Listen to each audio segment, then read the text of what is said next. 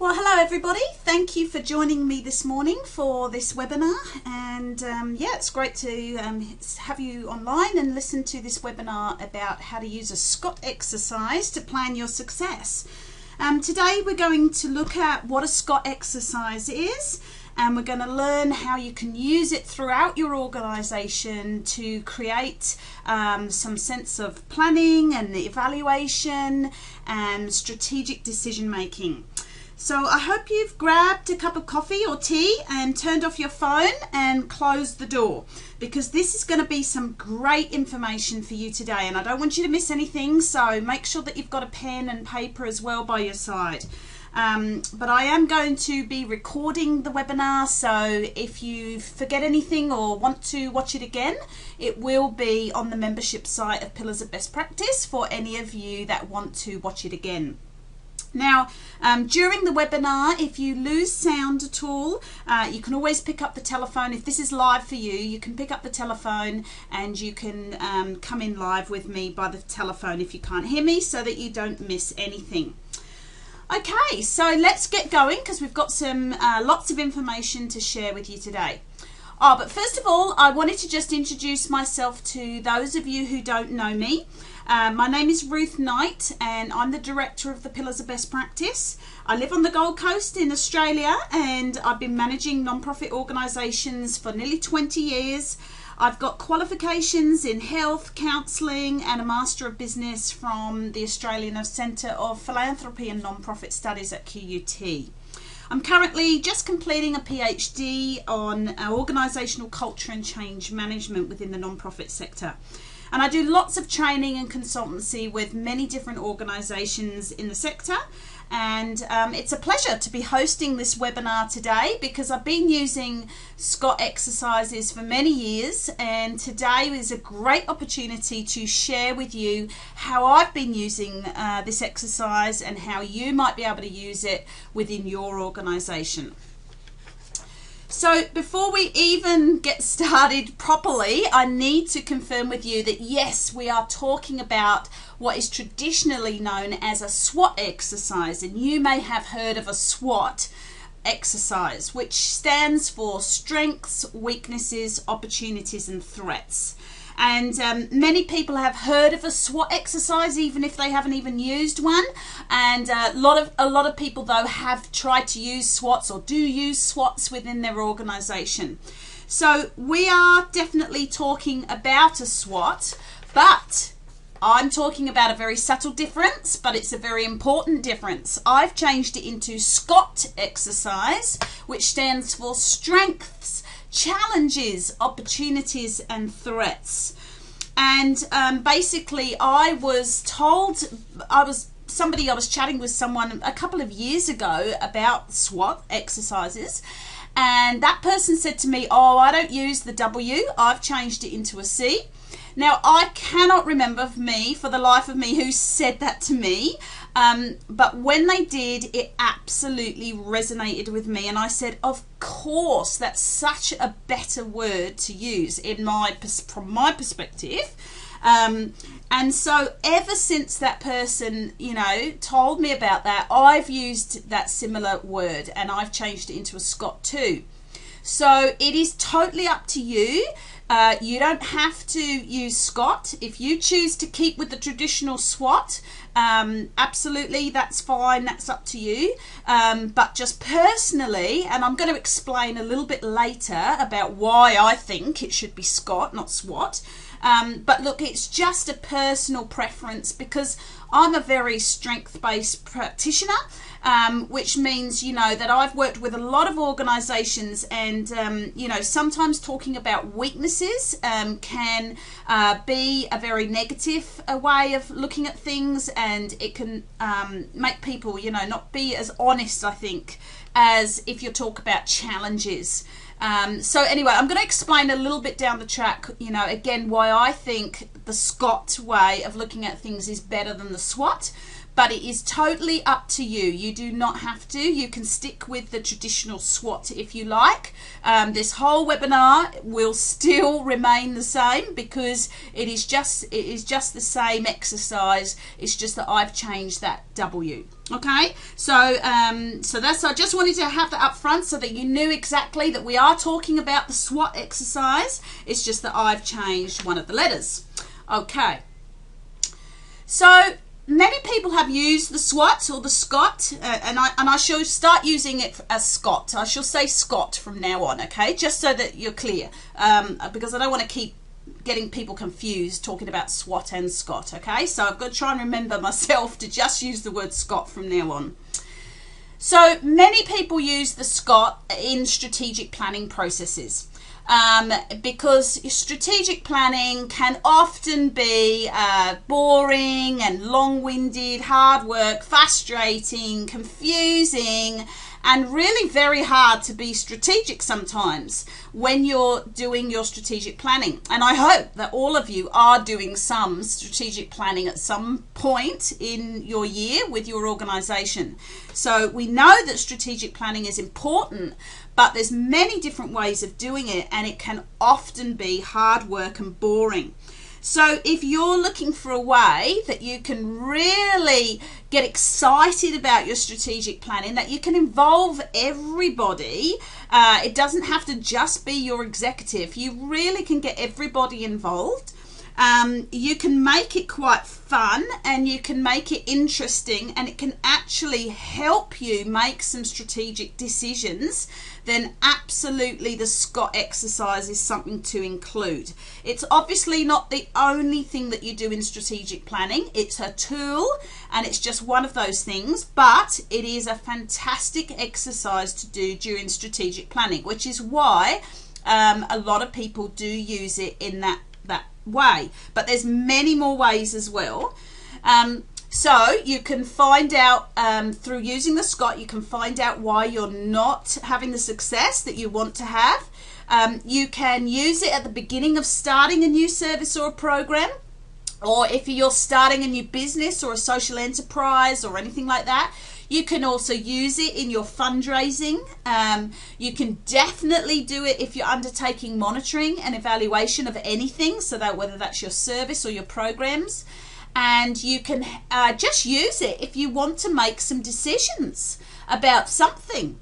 It doesn't even have to be, you know, a major decision. It might be just a small decision that you need to make, and you just think, oh my goodness, how am I going to make this decision? You can just do a little SCOT exercise. It's brilliant. You don't have to spend long doing it. In fact, you can just take 5 minutes doing a SCOT exercise if that's, you know, all you need, or all the time that you've got. So it is a really versatile exercise, and you can use it throughout your whole organization. So let me just first of all give you a little bit of background about the SCOT though. Now, the SWOT analysis, the traditional SWOT analysis, has come from the business sector. So it is, and it is still today used in the sector, with businesses and companies to help them look at some competitive advantage.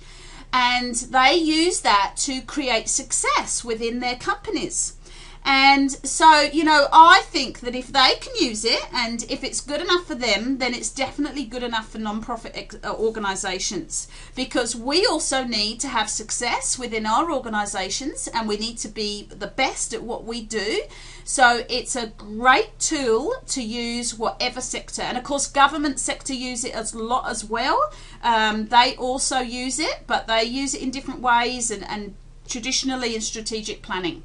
But so it's absolutely good for anybody who's working in any type of business, social enterprise, government or non-profit organization. Now, it's very useful because it is so simple. You can use it at work and even at home. So I'm going to show you a little bit later about how you can even use it personally. It can be done by anybody at any time. So there's no restrictions. You don't have to be trained, although I'm obviously going to teach you today how to use it, but you don't need to. Anybody can use this. If you've got only a few minutes, you can use this exercise. But of course, if you want to do a really in-depth analysis, if you are doing an organizational strategic planning process, then you might want to, take a few days or hours over it. You can involve anybody that you want to in the process, or you can just do it yourself. You don't need to, but it's very good to use it as a consultative process. It can be an ongoing piece of work, so it's not like it's just a one-off time thing. You can have it and you can add to it and delete to it as you go through your program or your process, whatever you're doing. So, you can keep it as an ongoing piece of work. You can update it regularly, so you can really keep it alive. And again, as you sort of think of more things, you can add to it. As conditions change, you can change it. So it's absolutely excellent for ongoing pieces of work.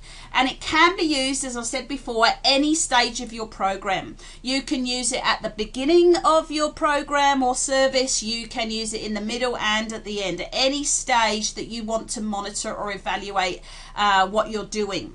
So it's a very useful and versatile tool for you.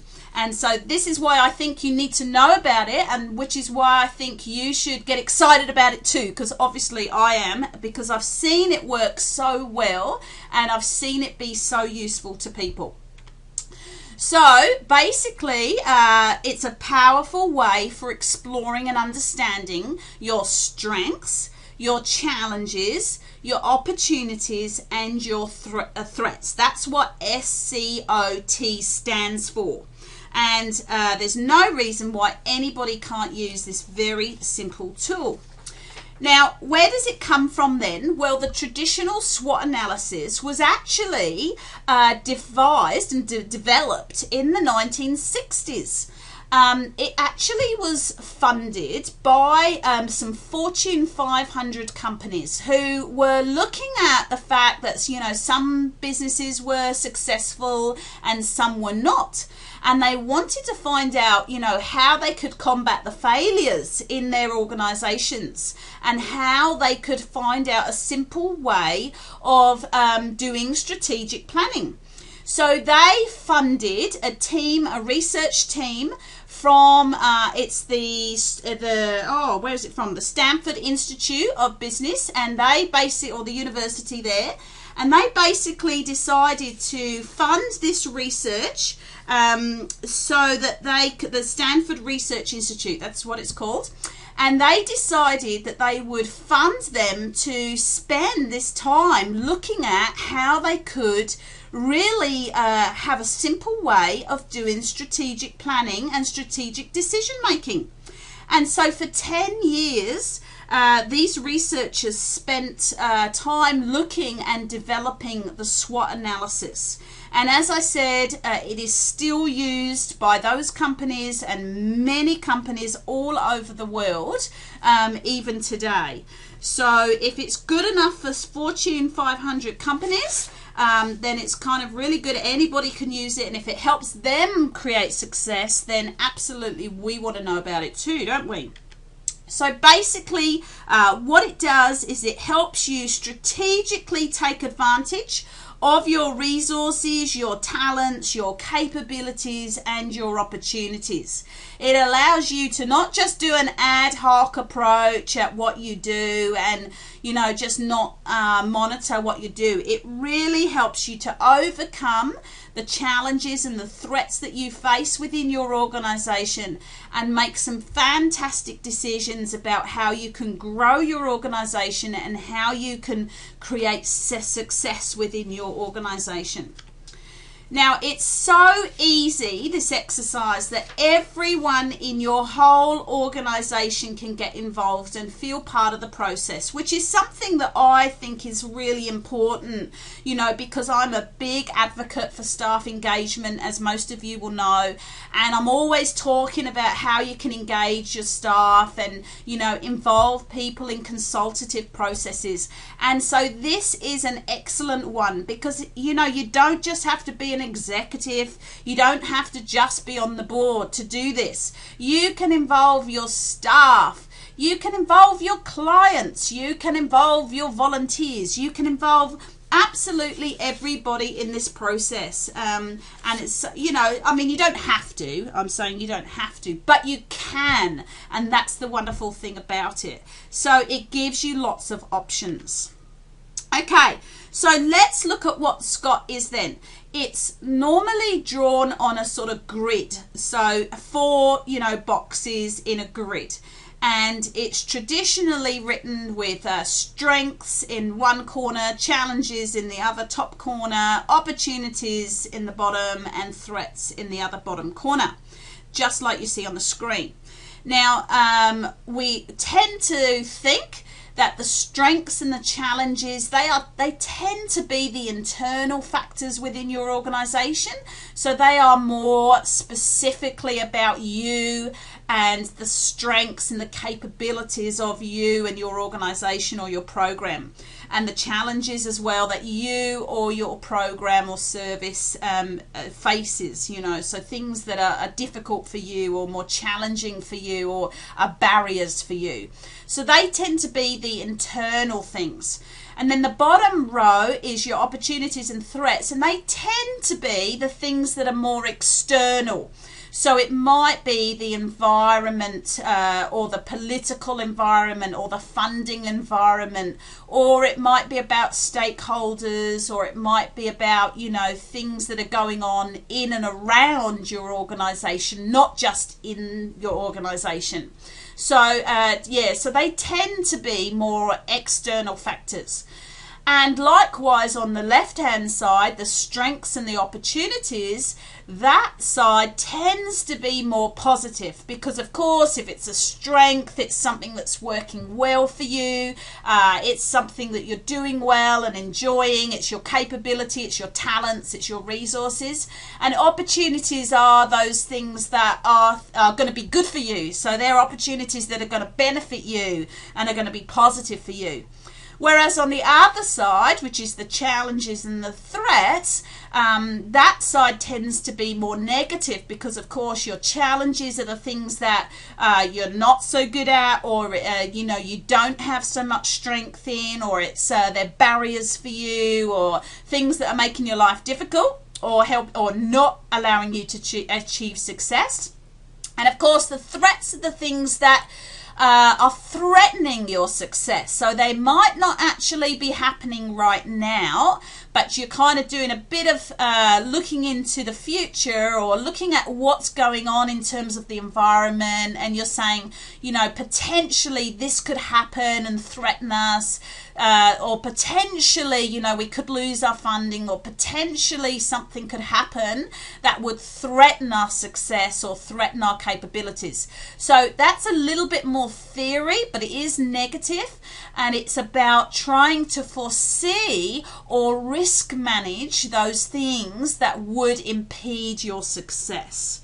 Okay, so and we tend to also call the strengths and opportunities which are helpful to you, and the challenges and threats which are unhelpful to you. That's a kind of really easy way to understand the left and the right. So helpfulness and unhelpfulness. And I've got a diagram for you at the end, and it's on the Pillars of Best Practice website that you can download, which gives you this graph to show you, this diagram. So it's really easy to do. The other thing about this whole SCOT exercise is that it's very easy to develop action plans. Okay, this is not just a tool that you do and you go, oh, that was nice, you know, we had fun developing that SCOT exercise, you know, and then you just leave it at that. The whole point of doing a SCOT exercise is to come away with some plans about how you're going to, you know, strengthen. In fact, I'm going to show you what you do. So you get out your planning tool or your action plan, and this is what you decide. You tend to look at your strengths and say, how are we going to maintain, build, or leverage our strengths? when you've done this brainstorming, or you've done this exercise and you've said these are our strengths, how are we going to really leverage and build on those strengths? Because obviously those strengths are the things that are working well for you, and they're helping you in your organization, or they're helping you individually or as a team. So you definitely want to build on those strengths. So that's what you would do in your action planning. You'd also look at your challenges and think about, okay, we've identified what are challenges for us. Now, how are we going to remedy them, or exit them? Basically, we don't like these challenges. They're actually impeding us or hindering us, or they're barriers to us. What are we going to do to either remedy that, because we can clearly take some challenges and turn them into strengths or turn them into opportunities, or if there's something that we just need to kind of get rid of, and we need to say, nah, that's a barrier that's impeding us, we need to actually get rid of that and exit that altogether. So that's what you would be doing in your action planning. You'd also be looking at your opportunities and deciding how you're going to prioritize or optimize those opportunities, because they may be the opportunities that you have not yet seized, you've not yet used to your full potential, and these are areas that could become your strengths. And you definitely want to look at those opportunities and say, okay, are we going to, grab those opportunities or turn those opportunities into possibilities for us? Or how are we going to optimize those opportunities? It might be something that you're missing, but you know that the opportunity is there. And the last one is threat. And this is obviously, this area is what you want to counter or avoid, because these are the threats to your success. They are things that are, again, barriers or things that potentially might threaten you to achieve the outcomes that you want to be achieving. And especially if you're doing a program or a service and you've got certain funding and you need to achieve some outcomes, and there are some threats to this that are impeding you on achieving these outcomes, well, then you definitely need to say, what are we going to do to stop these threats? Because we want success, and we don't want these threats to impede our success. Okay, so that is what the aim of the SCOT exercise is all about, is coming up with some action planning. Now, before you even do a SCOT exercise, there are 4 main things that you need to do. The number one thing is that you need to decide on your aim or your purpose. So why are you doing this exercise? What is the reasoning behind doing a SCOT exercise? Because people don't want to be involved in something that's wasting their time. You also want to clearly, tell them why you're doing it and why it's important, because again, they won't get involved and they won't really engage with the process if they don't understand, why they're doing it, or why you think it's important for them to get involved, and how you're going to use the results to help your team or your organization. So very first thing you need to just decide, why are we doing this? Is this for planning? Is this for monitoring? Or is this for evaluation? Then you need to think about, well, who needs to be involved? And, it's very quick and easy to do it by yourself. But remember that you don't know everything, and you can't see a program or a service from every perspective, because you're just one person. So it's very good to get other people involved, because you can then bring everybody's perspective and you can brainstorm together from different perspectives. So you might want to decide to get a little group together where different levels of your organization are represented. So it might be that you have, one board member, one staff member, one volunteer, even a client. You might even want to decide to have a client's perspective in this exercise. So basically you decide who needs to be involved. If you want to include everybody, you might want to bring everyone together and kind of do a day on it or a workshop on it. Or you might, as I just said, you know, pull together a little team that are representative of different perspectives of the program or the organization that you're evaluating. So basically you think about who's going to be involved. And then the next thing you need to decide is when you're going to do it and how long you're going to take. Now, you can do it over an online survey. You can do it in a workshop perspective. You could bring everyone together and do it face to face. You could do it through a webinar, of course. You can do it on a paper-based survey during team meetings. There are lots of different ways of doing it, but of course that goes through with the time factor. You know, you've got to say, well, how much time do we have to do this? You don't want this exercise to be dragging out for months, and that's why people often don't do strategic planning at all, because they just think it's too long and it's too boring, and they don't, you know, it's a never-ending thing. So you don't want it to be, you know, a lengthy, boring process. You want to say, okay, this is the time we're going to do it. You can definitely have it as an ongoing process, but initially we're going to spend a day or 2 days or a week pulling this SCOT analysis together so that we can then do our action planning around it. Okay, so those are the 4 things that you need to decide before you even commence on this process. You need to think about why you're doing it, who needs to be involved, when are you going to do it, and how are you going to do it? How are you going to engage people? All right. So once you've decided all of those things, then you can start on your SCOT analysis. Now, I decided that it would be probably really good to show you a bit of a case study, a bit of a case analysis of because obviously everybody's SCOT analysis is going to be different because it's your organization, it's your program, it's your team. So there's not one that's going to be exactly the same. But I thought just to show you how this could work is to show you a couple of case studies. And the first one I wanted to show you was of actually a business, because pretty much everybody should have heard of Nike, or Nike, however you say it. And so I just thought that perhaps we would look at this business, because everybody knows them, and we could see if we were doing a SCOT analysis on them, what would we come up with?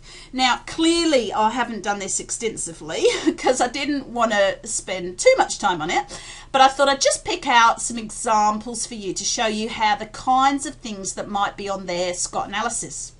So let's look at the internal factors first, the strengths and the challenges. Well, we know that Nike has over 24 billion US dollar turnover, so they're largely a big they are a large big company. They employ more than 44,000 staff.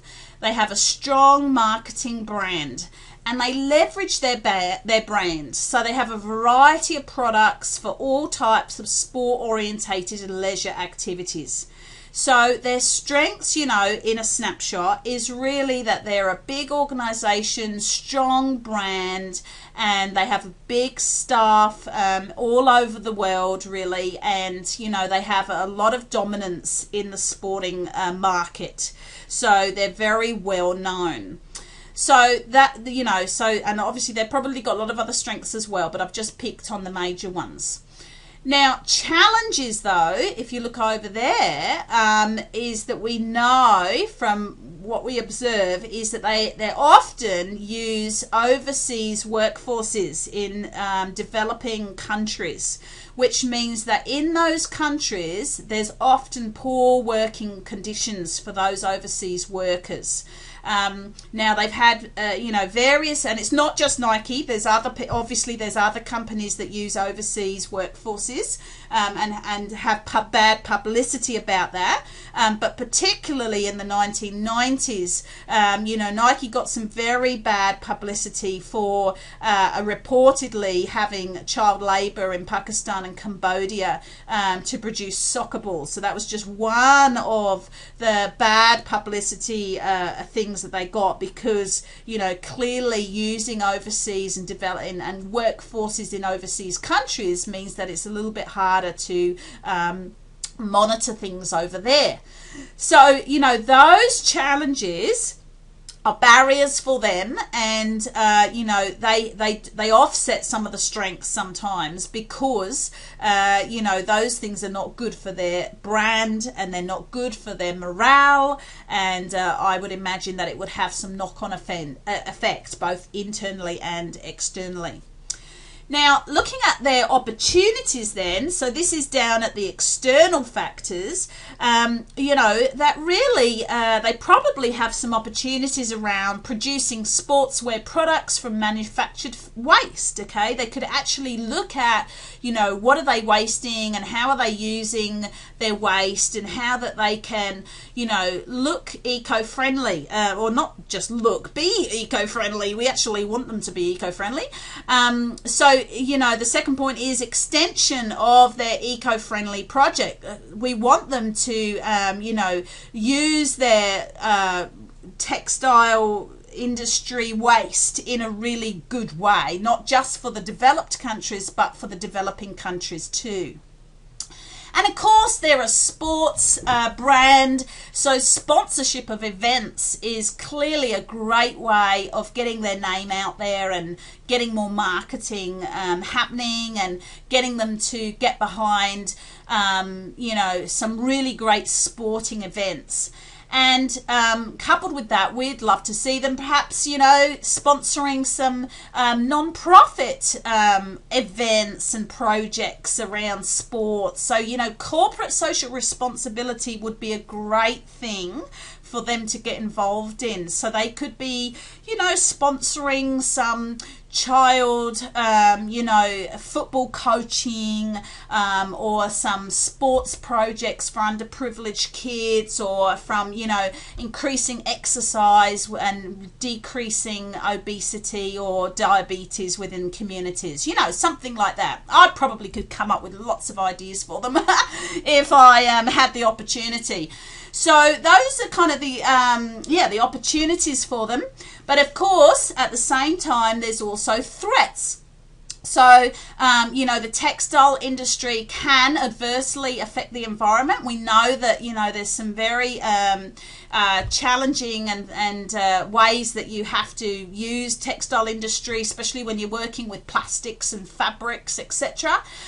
So we really don't want them to not be very aware and careful of how they manufacture their products. And also, you know, they are, like everybody else in the world, at a time when the global financial crisis can affect their industry and mean that people don't buy as many products, and that can, you know, do a knock-on effect, leading to job shortages and unemployment.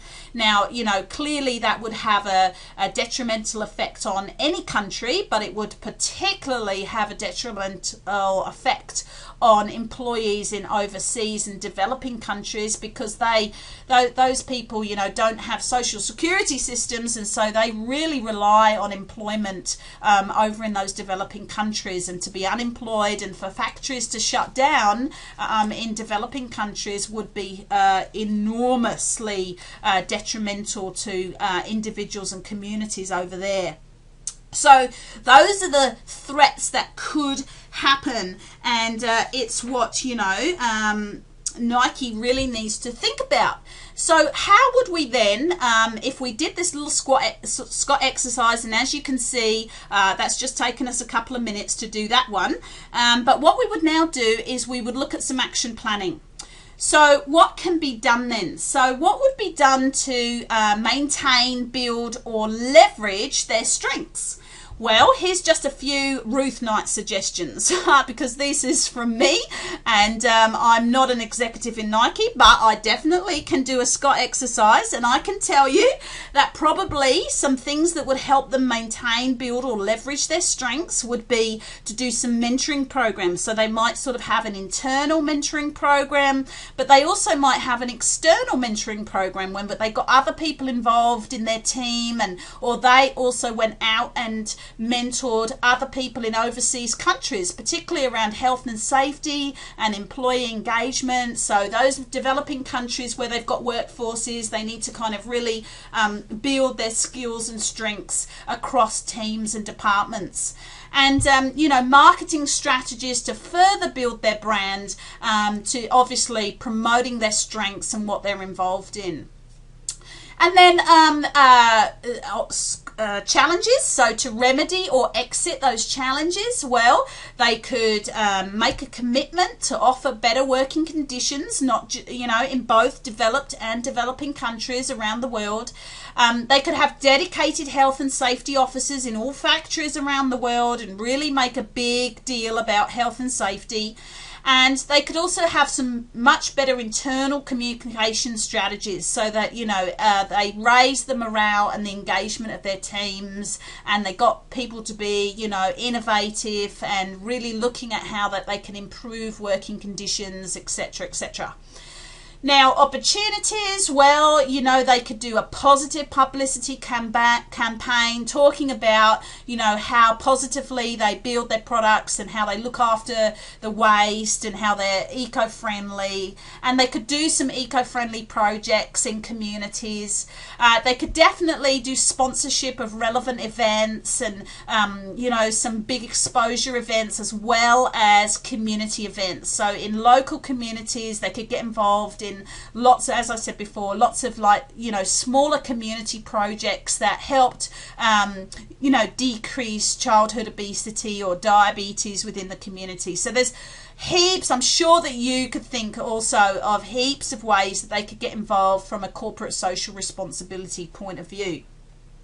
And to counter or avoid their threats, they could commit to eco-friendly products and waste management.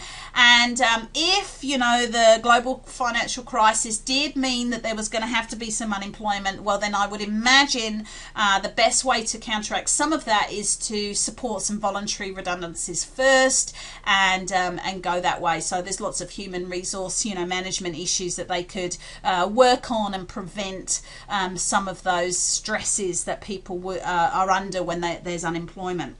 So, look, that is a really quick snapshot of a SCOT exercise within a business, but it was one that I thought, would just be interesting for you to see how you would do it in 5 minutes. But I also thought that we should pick on a non-profit one, and I wanted to find a SCOT analysis, Kelly, how do you say that? Friskix. In 2011, she did a SWOT analysis of a non-profit organization in America called Friends of the Orphans, and you can go and have a look at their website if you like, friendsoftheorphans.org, and have a look at what they do. I'm just going to tell you in a second, but you can go and have a look at their website and their organization. Now, the reason why I'm using them as an example is because Kelly already did this SWOT analysis, and it is online on this link here. So you can go and have a look at the full SWOT analysis. She has put it up online so you can have a look at it, and I'm just going to give you the abbreviated version of her full SWOT analysis. So this is what she did. Basically, she outlines at the beginning of the analysis that Friends of the Orphans is a non-profit organization based in Chicago in the USA. They raise funds in the US to support thousands of children, so orphaned and abandoned children in Latin America and the Caribbean. I think they house over 3,000 orphaned children over there. They have 40 staff members and hundreds of volunteers, so they're quite a big organisation. And they've also been going under significant change and restructuring in the last few years. So the SWOT analysis that she did was quite timely in the fact that she wanted to look at what was going on in the organisation and assess and give some recommendations to the organisation about how they could really, improve on their strengths, overcome their challenges, etc. So this is what she came up with when she did the SCOT analysis. And again, I haven't picked out everything, but I picked out the main things that she identified. So what she did is she found that in the strengths area that they had some very committed donors, they had a regional presence, they were secular and faith-based, they had lots of volunteers, good volunteers, they had networking technology because they actually have, houses and departments all over America and the Caribbean. And they also had some good intellectual capital, and they had a long history of success. This is not a new organization. So those were the things that they really wanted to leverage or, use as their strengths. The challenges, though, was that they actually had a lot of employee turnover. So that may have or may indicate that, a lot of change was happening, and perhaps there was low morale. I don't know. But, that obviously turnover is not good for an organization.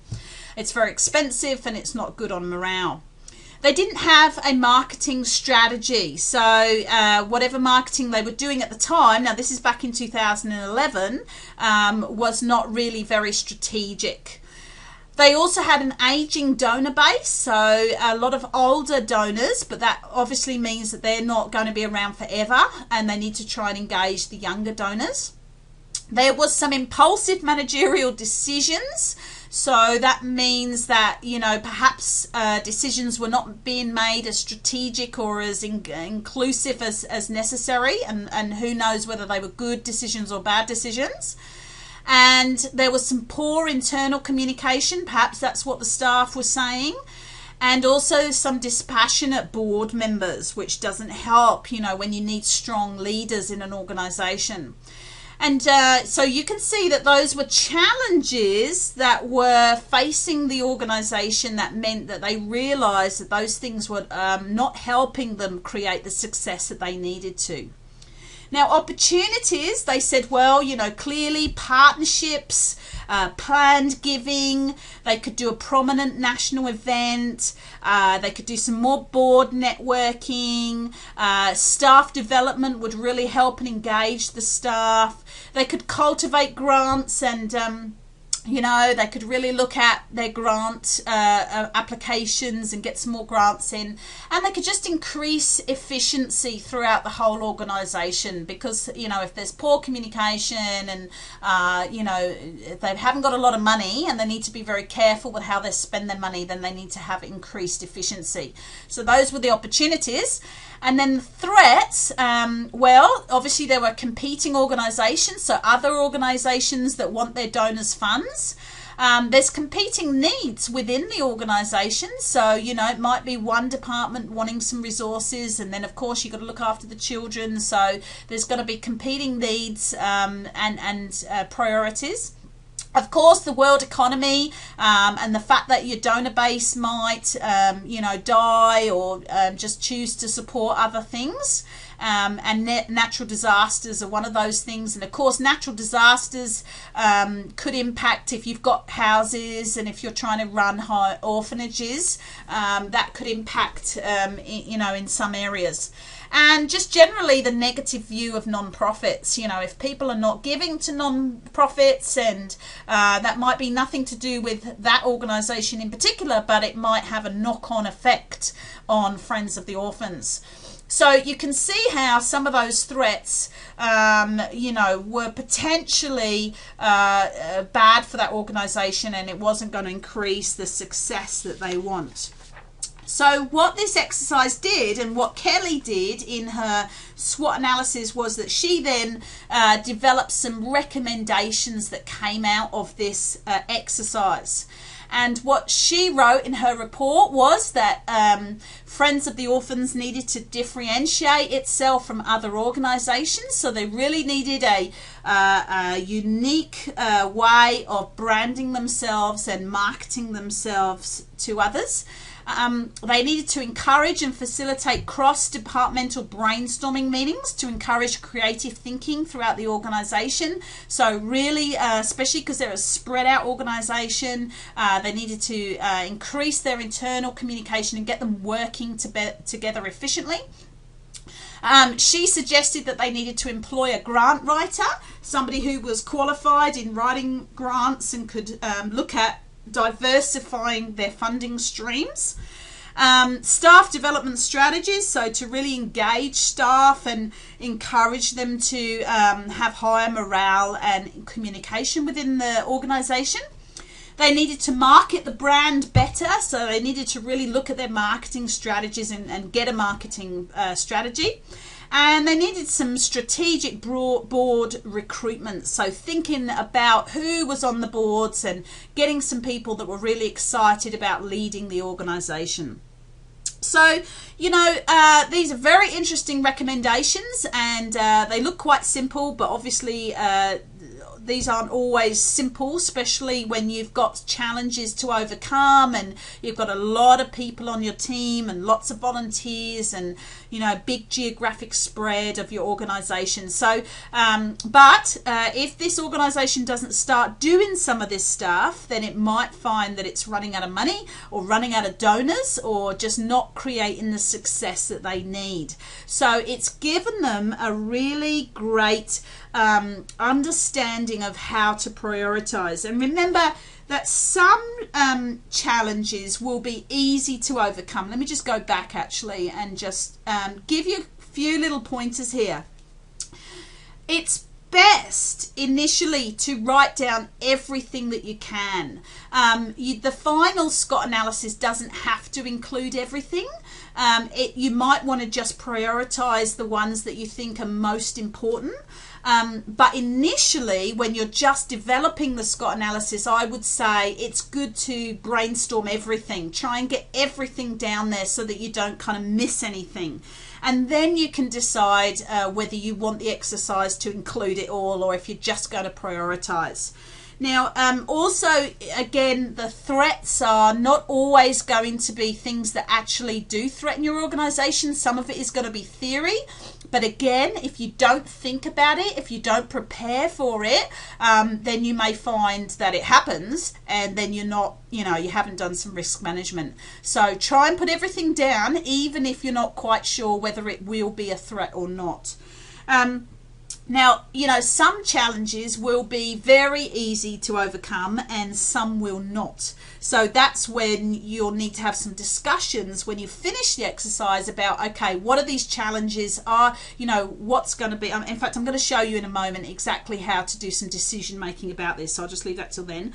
And, you know, some of the opportunities, looking at opportunities, if you don't brainstorm all of those opportunities and hear from a lot of different perspectives and a lot of different people saying what they think the opportunities are, you might actually miss some of the most important opportunities.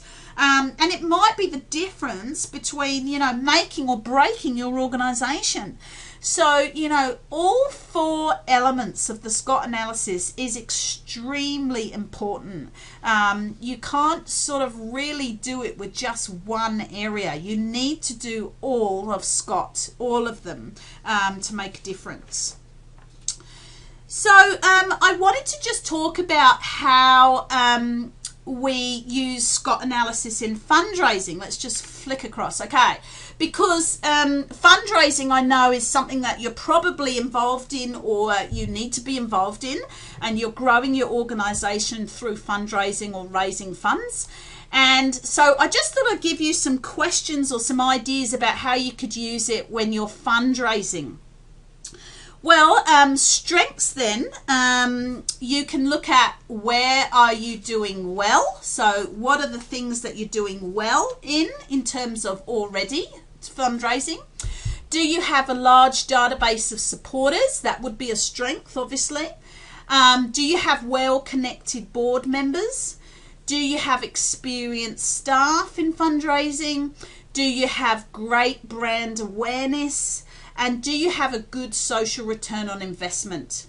Now, you can't really make up any strengths. I mean, you should do a SCOT analysis really based on facts. Now, although obviously perspectives comes into it, and in fact I'm going to say a bit later that one of the limitations obviously is that, you know, many different perspectives come into this, especially if it's more than one person doing a SCOT analysis. What strength might be for one person might actually be a challenge or a limitation for someone else. But you can't just sort of say, oh yes, you know, we've got well-connected board members, if none of those board members ever, you know, get out there and do fundraising for you or help you with your fundraising. So, you know, well-connected board members might be a strength, but it also might be a challenge as well, because you might not have those well-connected board members being very active on your board. So, you know, you've got to decide whether that is a strength or a challenge for you. And of course, great brand awareness, for instance, you know, do you know whether it's out there? You know, do you think that you've got great brand awareness, or do you know that for sure? You've got to go out there and check on it. And the other thing is social return on investment, for instance. Have you done a SROI analysis? You know, do you know what your social return on investment is, so that you can promote that to your donors? You can't just say, oh yes, you know, we're very efficient, we're very effective, we get some great outcomes.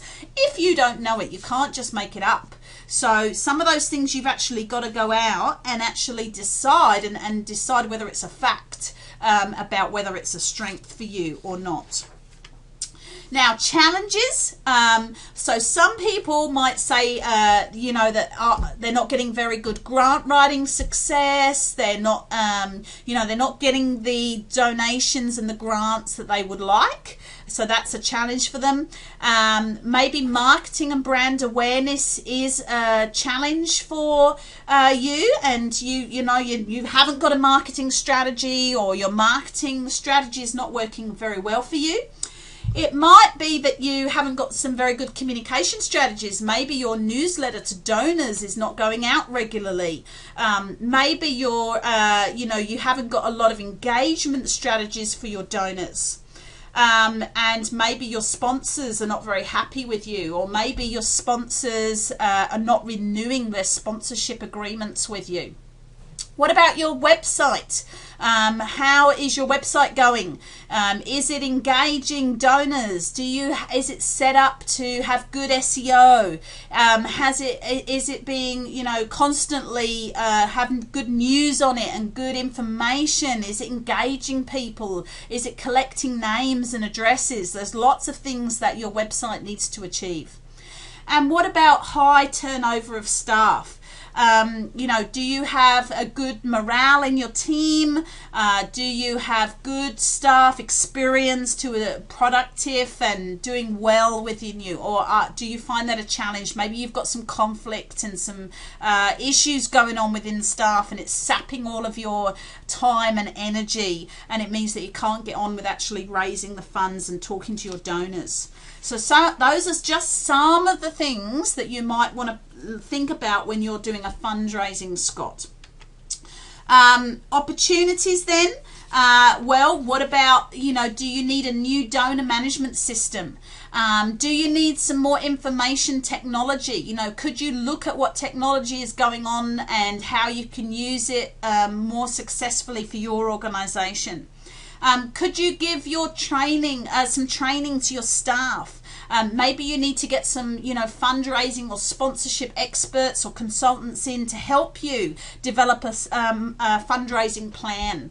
And maybe you need to actually look at some other programs that will attract funding, or you need to be more efficient with your funding so that you can maximize the funding that you already have.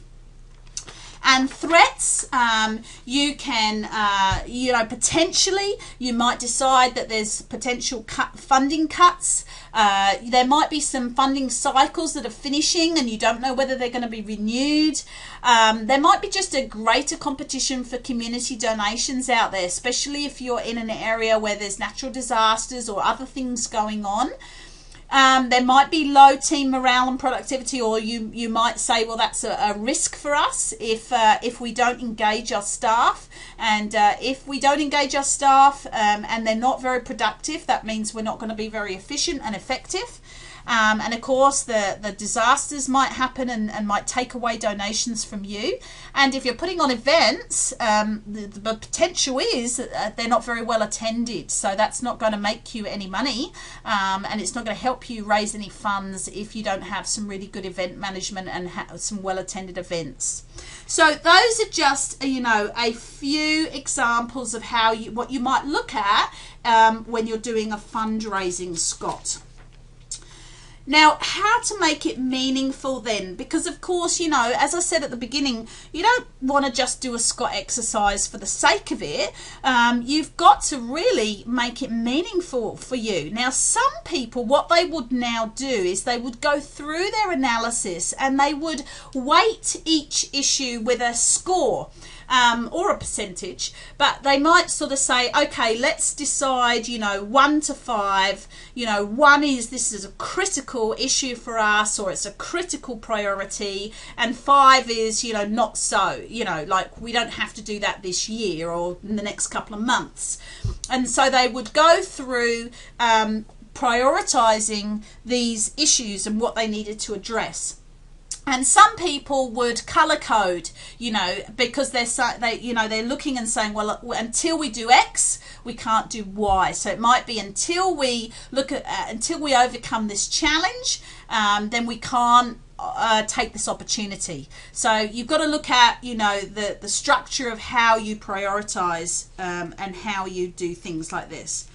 In terms of fundraising SCOT, you might want to do a SCOT analysis for each one of your fundraising strategies, because it might be way too big to do this exercise with, it as a whole. So you would do a SCOT for donations, a SCOT for direct mail, SCOT for grants, etc., etc., and then in a bite-sized chunk, bite-sized SWOT analysis, it might be much easier for you to decide, what is going to be the most important thing to address first.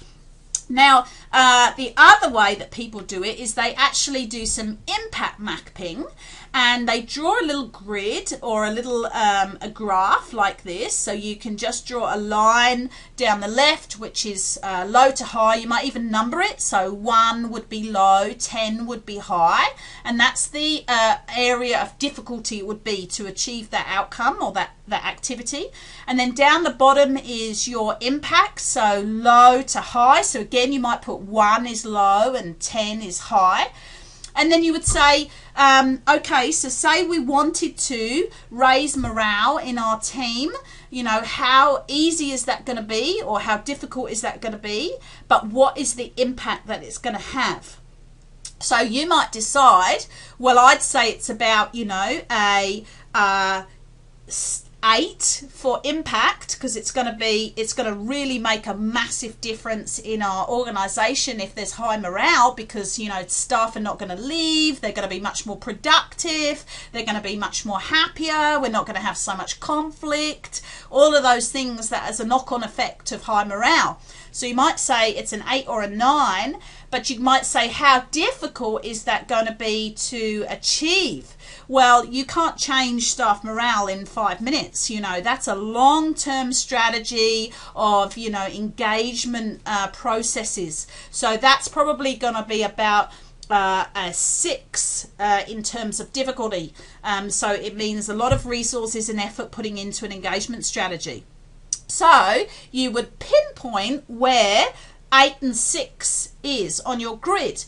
So you can see that if you did that, it would come into your blue circle, square. Sorry, it's not a circle, it's a square. High impact, high difficulty. And so you would then do that for every one of your action points, and then decide on what box you're going to start first. So, you know, because, you know, high morale, it's going to have a massive impact on your organization, but it's going to be quite difficult. But that doesn't matter to you. Maybe you're going to say, no, because we want this to be high impact, we're going to start on the green and the blue boxes first, because that is most important to us to have an impact on the organization. So I hope you can see how that's a really interesting way of making some decisions about your action planning from there on, from your SCOT analysis.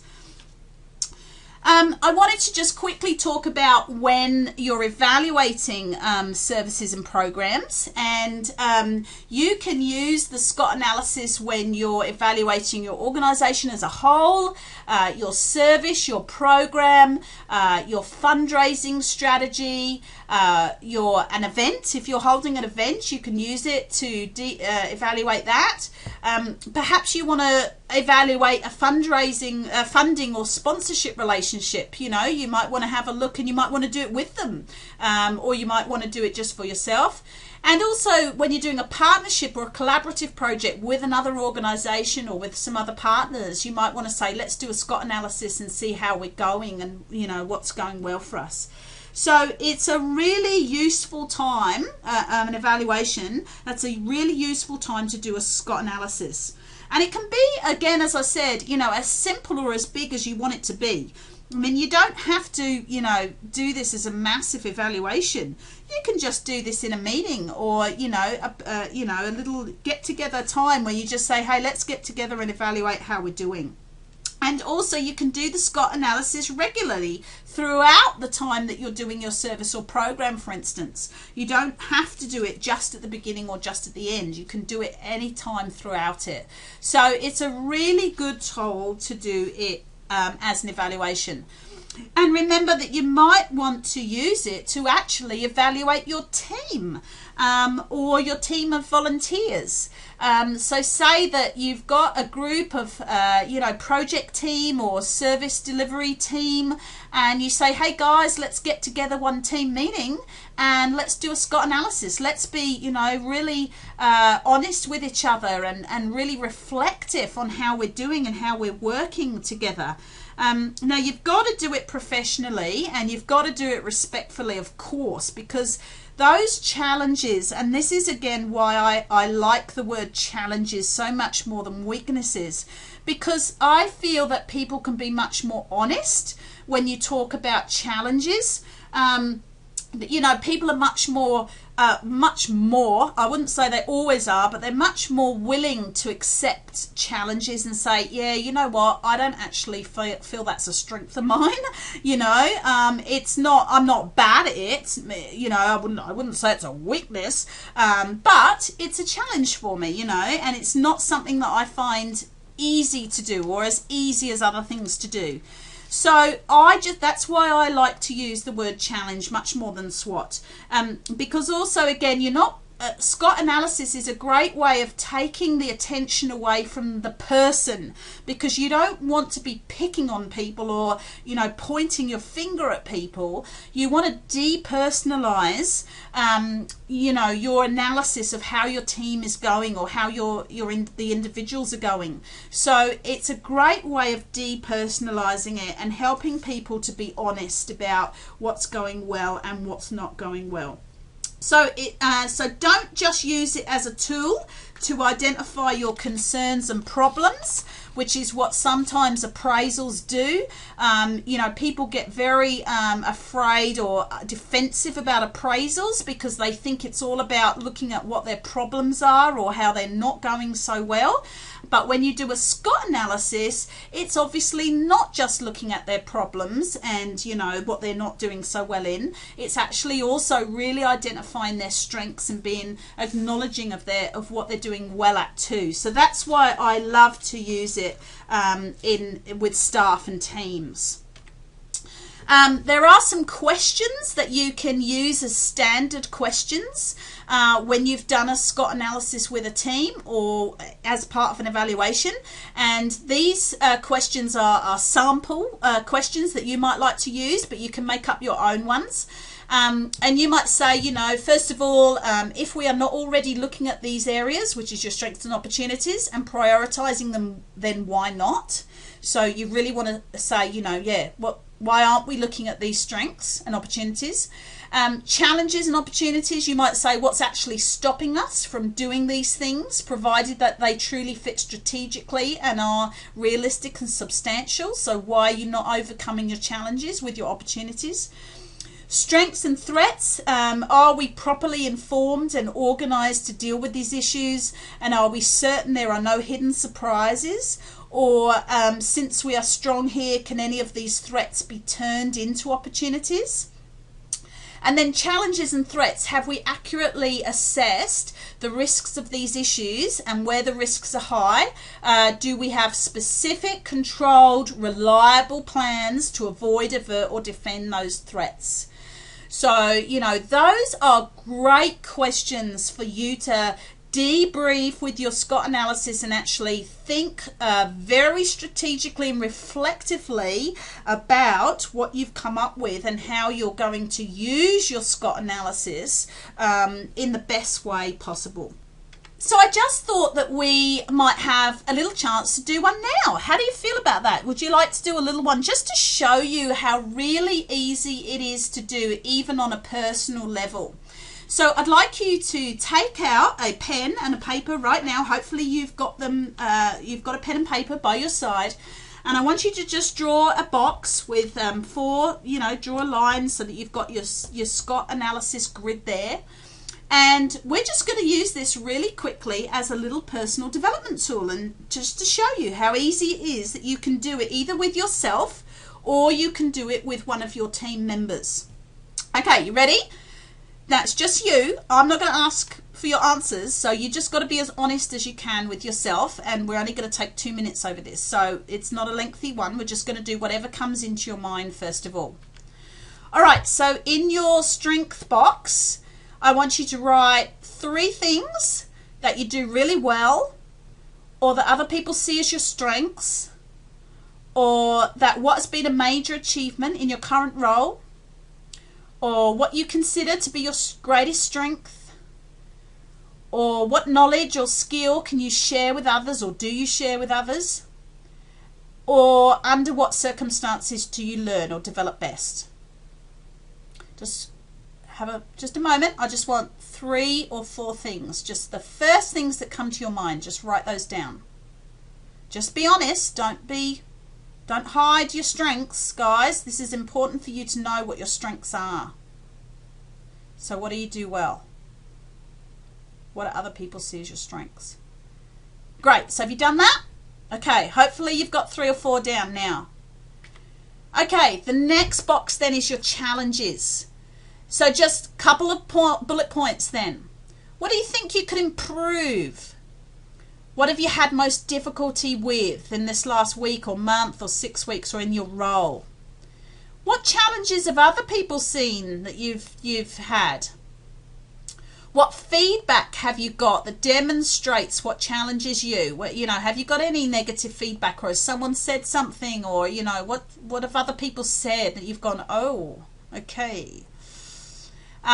Do you progress at the rate you expected to? So is there something that is a sticky point for you, or something that's a barrier for you, and you're kind of going, I'm just not getting this? Or what about under what circumstances did you fail to learn or develop? Is there anything that you kind of just refuse because you just say, nah, don't like that, don't want to do that?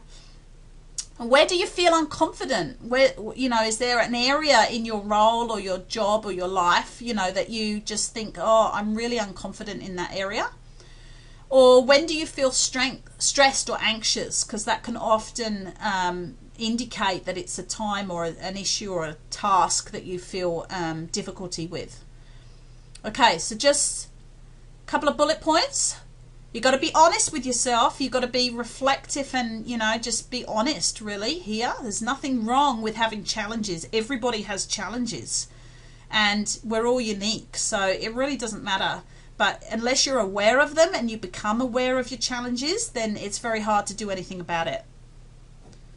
Okay, you got them? All right, we're going to move on. Oh, opportunities then. So again, couple of bullet points.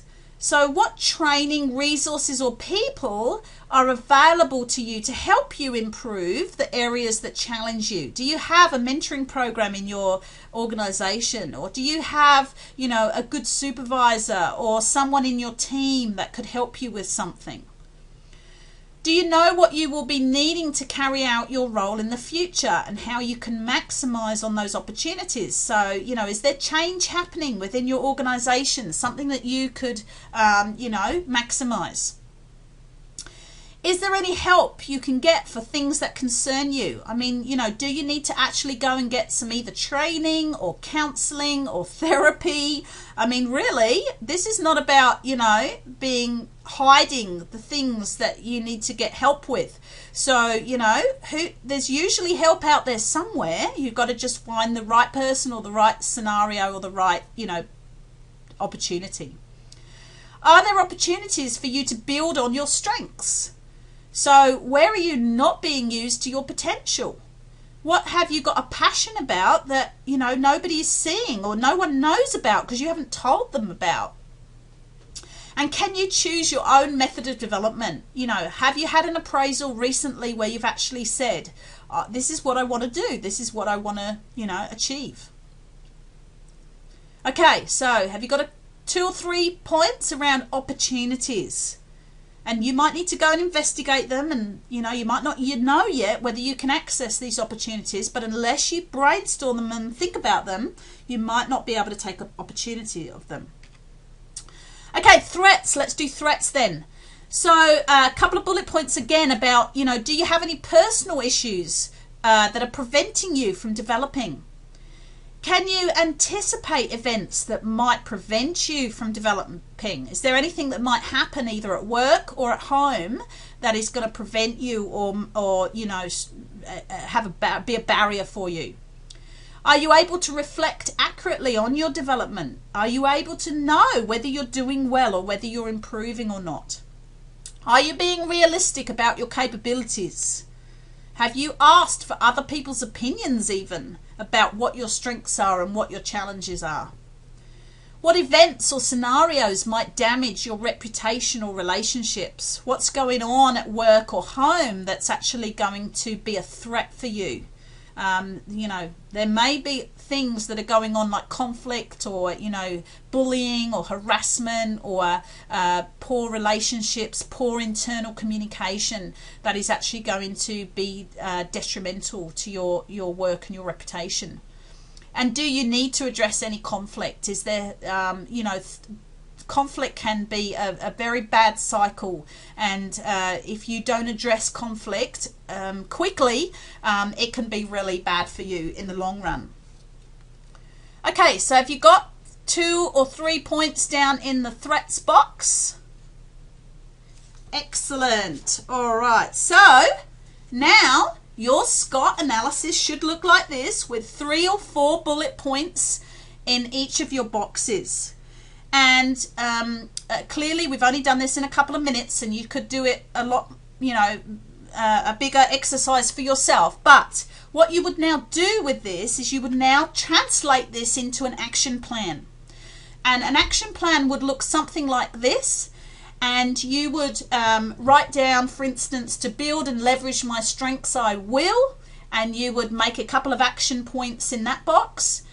You would decide when by, because there's got to be some accountability. You can't just sort of like, you know, think about it now and then not do it. And then you would write down any resources needed. So, you know, what people or resources or time or money do you need to make that happen? So you do that, the same thing for to remedy or exit my challenges, I will. To prioritize or optimize my opportunities, I will. Or to counter or avoid my threats, I will. So do you see how you would put that all down into an action plan? and that would be a great way of you coming up with a personal SWOT analysis and really using it to your advantage. And again, you don't have to just do it with yourself. You might want to sit down and use it with one of your staff members or your team, so that you can use it with them and use it as a really good tool to engage your staff and think about, how we're going to create more success within your team. So you can use a SWOT in many different areas. Oh, SCOT, there you go. Look, I've accidentally not changed that into SCOT. But you can use a SWOT or a SCOT for many different reasons. You can use it for yourself for going for an appraisal, like actually do your SCOT first before you go, so that you know what you're going to say to your supervisor when you're in the appraisal. Before you're going for a job interview, do yourself a little SCOT so that you know what you're going in and you're going to present all of your strengths, and the opportunities that you want when you're going into the job interview. You can do it at the beginning of the year as a kind of personal planning, tool, so that you know what you want to achieve over the year.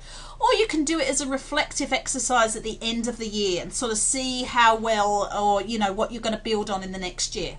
And you can definitely use it as a debriefing tool after some training or a workshop. So you can think about, what did we get out of that and what opportunities is going to come from that training or workshop.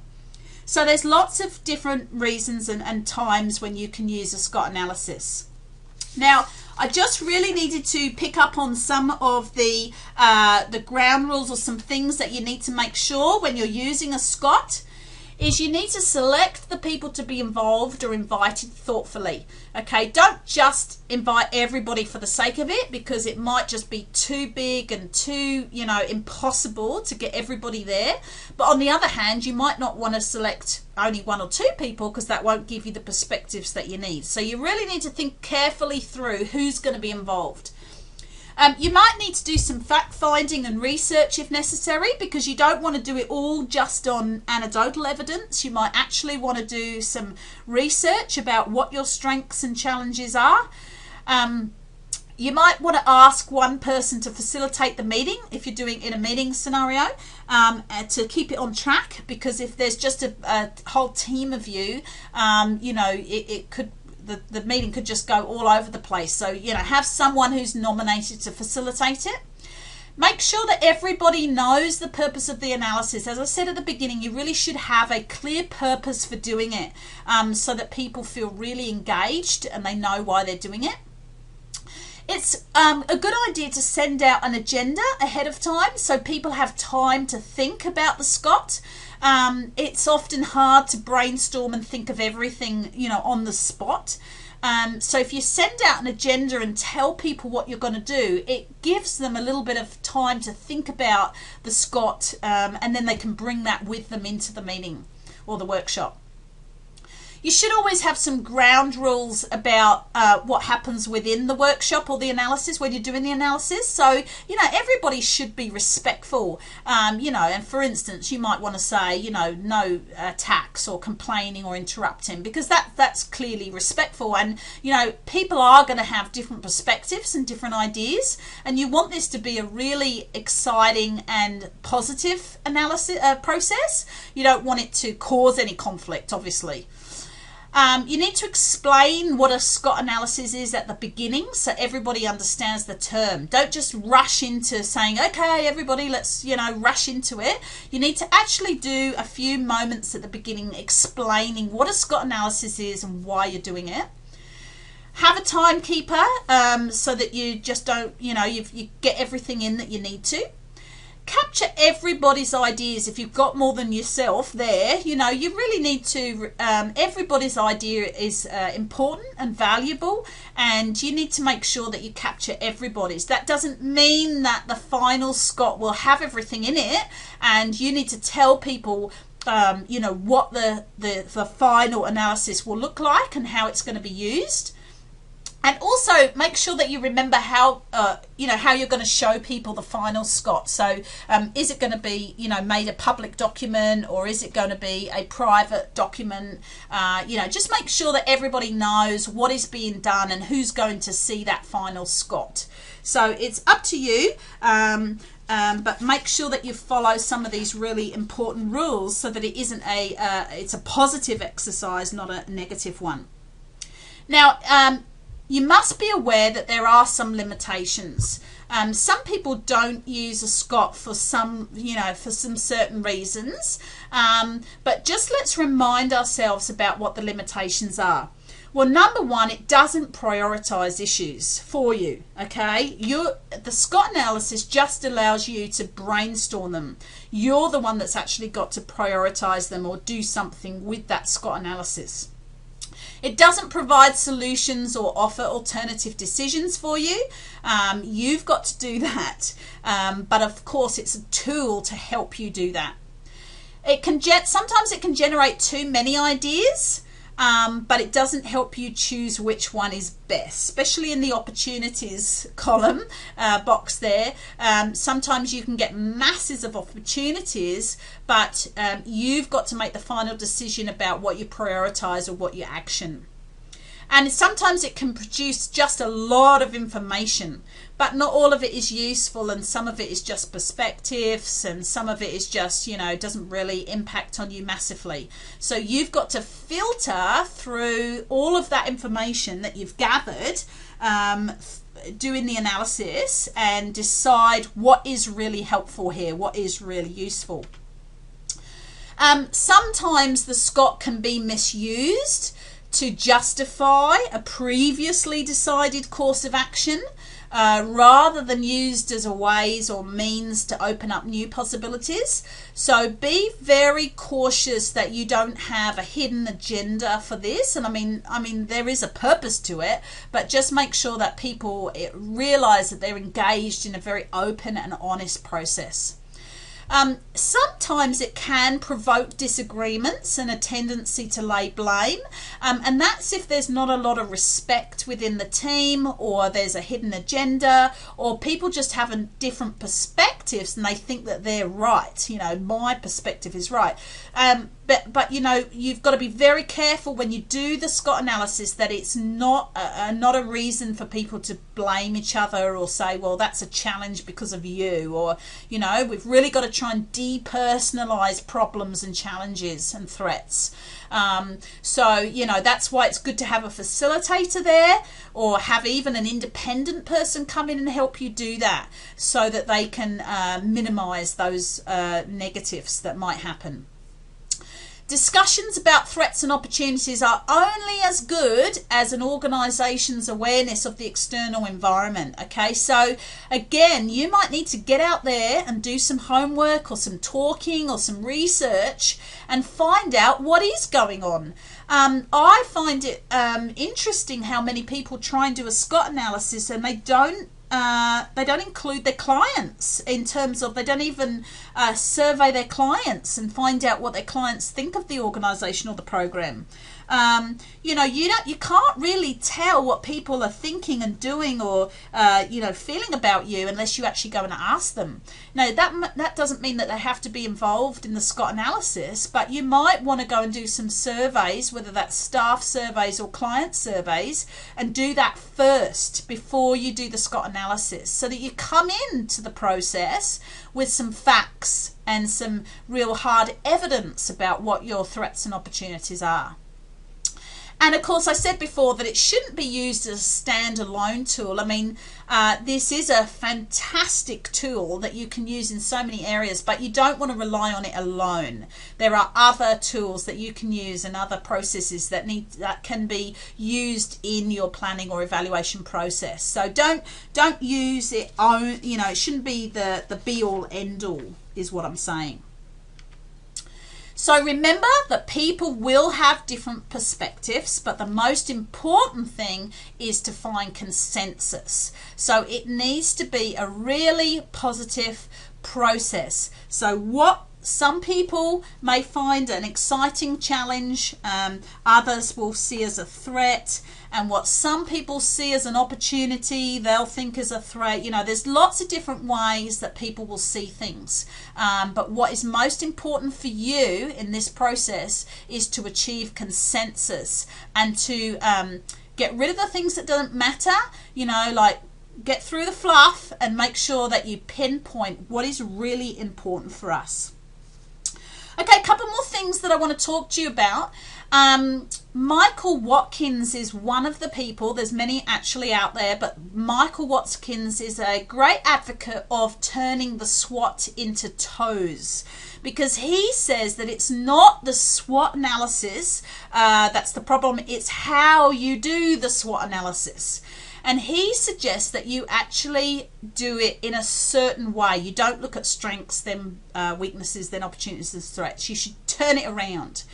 And he says that's because you have to look at the right sequence. You have to look at the threats and opportunities first, so that you can then identify the strengths and weaknesses, so the internal things. So you look at the external environmental issues first, and then you look at your internal issues that enables you to form your strategy.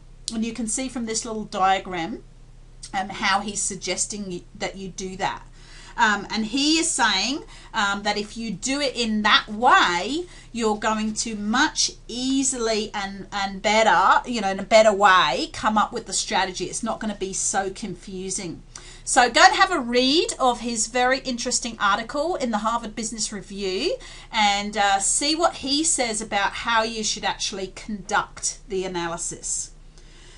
So the TOES matrix, so what comes out of that TOES, it's quite similar to the SWOT, but it's just a helpful alternative because it emphasizes the external environment, okay? Whereas SWOT, we're starting with the internal environment if you look at SW, okay? So here's an example of a matrix that you might want to do as an outcome of the analysis. You do this and you kind of look at, okay, you look at each quadrant and you look at your strengths to your opportunities, and what is that first action that you're going to do, which is your, how is your strength going to maximize your opportunity? And you would write your action plans in there. So can you just see how it's just a way and a form of developing an action plan out of your SWOT or your TOES, however you want to call it. The PESTLE analysis, I just wanted to alert you to the fact that there is something also called a PESTLE analysis. And this is a way that, or it's a tool that you can use at the same time as your SCOT analysis or a different time, doesn't really matter, but it's again an extension of the SCOT analysis, but it really focuses again on external issues. And it talks about political, economic, social, technological, legal, and environmental factors that can affect an organization. You can, you know, and these are just some examples I just put up here. You know, political, you might want to look at government funding. Economic, you might want to look at, you know, what economic issues are going on outside in the environment. You know, social would be your cultural trends, your demographics. Technological would be your needs or developments in the IT world or technological world. Legal, you know, things like changes to legislation. And environmental, you know, what things are happening in the environment. So PESTLE is just another great way of helping you look at the external environment and what's going on that's affecting your organization or what might affect your organization. I mean, you could do a PESTLE, I suppose, in each one of your quadrants and actually say, you know, what is going on in terms of going to affect us. You know, it just really can help you inform what goes into that SCOT analysis, and it can help you to make better decisions about what's priority for you and what's going to help you, I suppose, make you know, more success out of your you know, your analysis. Okay, so this is the very simple diagram that I have put up on the member site. to just allow you to remember what the SCOT analysis is all about, and you can put that up when you're doing your analysis, or you can send it around to your team, whatever you want to, however you want to use it. So yeah, you can download that from the Pillars of Best Practice membership site. So remember that at least 3 things from this webinar. That a SCOT analysis helps you to think and act strategically, so there needs to be a purpose for doing it. You incorporate the findings into an action plan, so make it meaningful. And then revisit your findings on a regular basis, because things change all the time, and unless you're using it as an ongoing tool, then you don't want it, it's not going to be as impactful. So make sure that you revisit your findings and use it as many times as you like. Now, you might have just seen these lovely slides that I've been using, and I just wanted to let you know that you can go and get them free from SWOT.com. So go and download some great SWOT analysis slides if you want to, and then you can use them yourself in PowerPoint, or you can use them to develop some worksheets for your staff. So just thought I'd let you know that. So, and I'm sure there's others as well. You just Google SWOT, or SWOT, because that's what it's commonly known in Google, and you'll find some of these PowerPoint slides and handouts that you want. Okay, well, I have covered a lot of things today in this webinar, and I hope your mind is buzzing with ideas about how you're going to use the SCOT analysis throughout your whole organization. Now, the time has come for you to write down your ideas, or I hope you've been writing them down as you go along. You've got to make this webinar important for you, so go to write down your action points and decide how you're going to start using the SCOT analysis within your team. So write down what you're going to do and when you're going to do it. And I would love to know from you, how you're using it within your organization, and how it's helping you to achieve success, because strategic planning and strategic decision making and evaluation and monitoring and staff appraisals and staff engagement are all critical things for your organization. They are all going to help you create massive success in your organization. So don't overlook this very important tool, and then put into action and get better and better at how you do it. And don't be worried the first time if it doesn't go as successful as you want. Keep doing it and keep using it in lots of different areas, and then people will get it and they will start really using it wisely. So thanks very much, everybody. Thank you for coming to this webinar today. I hope that you connect with me on Facebook. I do regular inspiration, tips and tools on Facebook. So find me at Pillars of Best Practice. And I look forward to seeing you at the next webinar. See you till next time. Bye.